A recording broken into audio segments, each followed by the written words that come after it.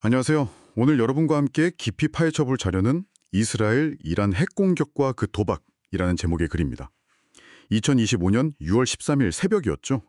이스라엘이 이란의 핵시설과 군 수뇌부를 타격했다는 상당히 충격적인 소식인데요.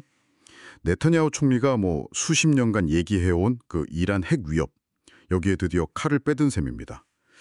이 글을 보면서 이스라엘이 왜 이런 극단적인 선택을 했는지, 또 이 결정이 얼마나 위험한 도박인지, 그리고 앞으로 어떤 파장을 몰고 올지 그 핵심을 좀 짚어보겠습니다. 바로 시작해 볼까요? 네, 이게 이스라엘 입장에서는 정말 코앞에 닥친 실존적 위협, 그러니까 핵무장한 이란을 막아야 한다는 어쩔 수 없는 조치다, 이렇게 주장할 겁니다. 하지만 동시에 그 결과는 누구도 예측하기 힘든 정말 아슬아슬한 줄타기 같은 그런 결정이죠. 이 복잡하게 얽힌 상황, 그 본질을 빨리 파악하고 싶으실 텐데요. 저희가 오늘 그 핵심 정보들을 좀 명확하게 정리해드리겠습니다. 자, 그럼 구체적으로 어떤 일이 있었는지부터 좀 볼까요? 이스라엘 공군이 여러 차례에 걸쳐서 이란의 핵심부를 공습했어요. 목표가 수도 테헤란 남쪽 한 300km 지점 나탄지의 주요 우라늄 농축 핵시설하고 또 핵무기 개발 관련 임무들, 그리고 모하마뉴 바게리 총참모장 포함해서 군 최고 지도부였다고 하죠. 여기서 이제 정말 궁금한 지점은 왜 하필 지금이었을까 하는 점인데요. 이스라엘 측이 내세우는 이유는 크게 두 가지로 볼 수 있을 것 같아요. 첫째는 이란이 핵무기 개발 그 문턱에 그 어느 때보다 가까이 다가섰다는 겁니다. 네타냐후 총리는 이란이 이미 핵폭탄 한 15개를 만들 수 있는 고농축 우라늄을 확보했다. 그리고 이걸 무기로 만드는 기술 개발 증거까지 포착했다. 이렇게 주장했죠. 듣고 보니까 정말 다급하게 느꼈을 수도 있겠네요. 특히 미국하고 핵 협상이 좀 지지부진했잖아요. 근데 이란이 이걸 그냥 시간 벌기용 연막으로 쓰면서 뒤로는 개발을 서두른다, 이런 불신이 컸던 것 같아요. 트럼프 전 대통령도 트위터에 이란이 협상 의지 없다, 이런 이스라엘 쪽 시각에 좀 힘을 실어주는 듯한 글을 남기기도 했고요. 맞아요. 결국 협상 가능성이 희박하다면 더 늦기 전에 행동해야 한다, 이런 절박함이 작용한 거겠죠? 네, 그렇죠. 거기다 더해서 지금이 공격의 적이다, 이런 판단도 있었던 것 같습니다. 작년에 이스라엘이 보복 공격했을 때 이란 방공망이 좀 약화됐다는 평가가 있었고요. 또 이란 내부적으로도 정권에 대한 불만이 쌓여 있었고, 그 이란의 대리 세력, 레바논 헤즈볼라 같은 곳들의 영향력도 예전 같지 않다, 이런 분석이 있었거든요. 즉, 이란이 상대적으로 좀 취약한 타이밍이라고 본 겁니다. 하지만 바로 이 지점에서 왜 이 공격이 도박이라고 불리는지가 딱 드러나는 것 같아요. 당장 이란이 진짜로 핵무기 개발을 재개했냐? 여기에 대한 반론도 만만치 않거든요. 지난 3월에 미 정보국장이 그랬잖아요.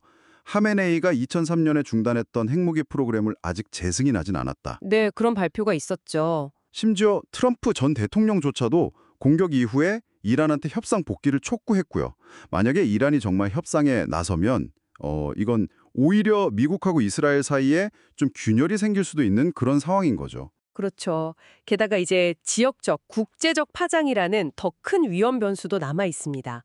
이란의 보복 능력이 예전만 못하다고 해도 여전히 상당한 타격을 줄 수 있거든요.